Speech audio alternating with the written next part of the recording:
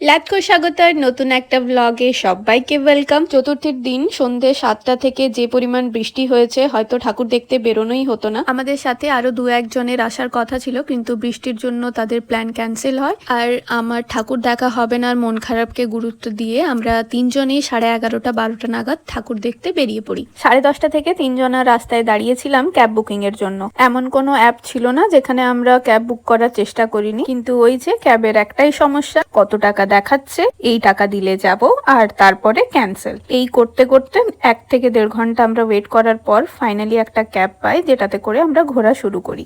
প্রথমে পৌঁছেছিলাম কেন্দুয়াতে। কেন্দুয়াতে যে থিমগুলো প্রতিবার করে আমার ভীষণ পছন্দ হয়। গত বছর থেকে কেন্দুয়ার যে থিম সেটার আমি ফ্যান হয়ে গেছি, তাই এবারও আমরা কেন্দুয়ার থিম আমরা মিস করতে চাইনি, তাই প্রথম শুরু করেছিলাম কেন্দুয়া থেকেই।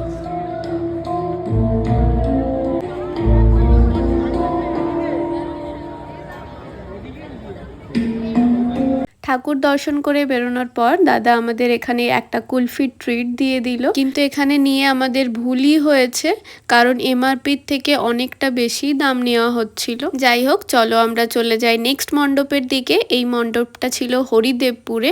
খুব সুন্দর মণ্ডপটা বানিয়েছিল। এই মণ্ডপটাতে একটা টাইমে আমি অবাক হয়ে গেছিলাম। এই যে রোবটটা রয়েছে সামনে, ওই রোবটের হাতে যে দুটো পুতুল রয়েছে, এই সামনের পুতুলটা একেবারে অরিজিনাল মানুষের মতো দেখতে ছিল। আমরা যখন মণ্ডপটাতে ঢুকি তখন খুব একটা বেশি ভিড় ছিল না, তাই এই মণ্ডপটা আমরা মন ভরে বেশ ভালো মতো টাইম নিয়ে দেখেছিলাম।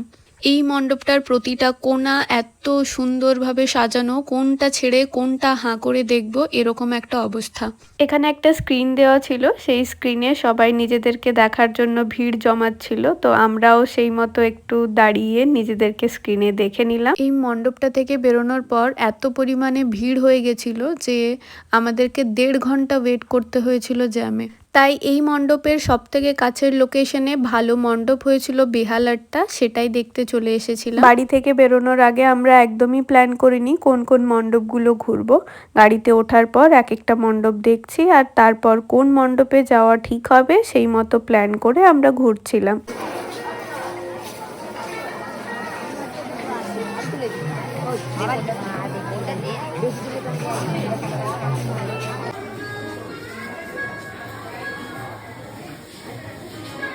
এই মণ্ডপটাতে একটা সুদিং ব্যাপার ছিল, বেশ সুন্দর ভাইবস ছিল, খুব ভালো লেগেছে আমার এই মণ্ডপটাও।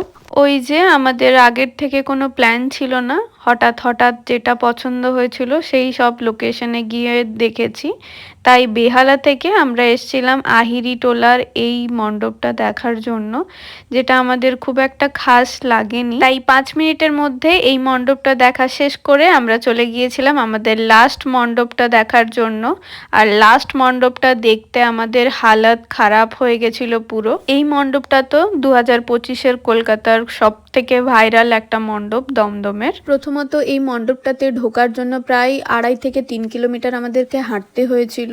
আর এই মণ্ডপটার যে কমিটি, সেই কমিটি একেবারে জঘন্য, ভিড় একদম ম্যানেজ করতে পারে না। মণ্ডপটা দেখার পর একদমই বুঝতে পারিনি যে এক্স্যাক্ট কি কারণে এতটা হাইপ বানানো হয়েছে এই মণ্ডপটাকে। যে 3 ঘন্টা নষ্ট করে আমরা এই মণ্ডপটা দেখেছিলাম, এই টাইমটাতে আমরা এর থেকে অনেক ভালো ভালো কয়েকটা মণ্ডপ দেখে নিতে পারতাম, আমাদের যেটা মনে হয়েছিল। মায়ের কাছাকাছি আসার পর এই যে জায়গাটা, এই জায়গাটা এত বেশি সাফোকেটিং যে বলে বোঝানো যাবে না। মণ্ডপ থেকে বেরিয়ে আরো প্রায় 2.5 থেকে 3 কিলোমিটার হাঁটার পর আমার অবস্থা একেবারে খারাপ হয়ে গেছিল। এই মণ্ডপটা দেখে যখন বেরিয়েছিলাম তখন ওই 4টে মতো বাজে। সকালবেলা আমার বাড়ি মানে বাঁকুড়া আসার কথা ছিল, সে কারণে এই মণ্ডপটা দেখার পর আমরা যে যার বাড়ির পথে রওনা দিয়েছিলাম, আর কোনো মণ্ডপ দেখিনি। তোমাদের পুজো কেমন কাটলো জানিও, দেখা হবে নেক্সট ব্লগে, বাই।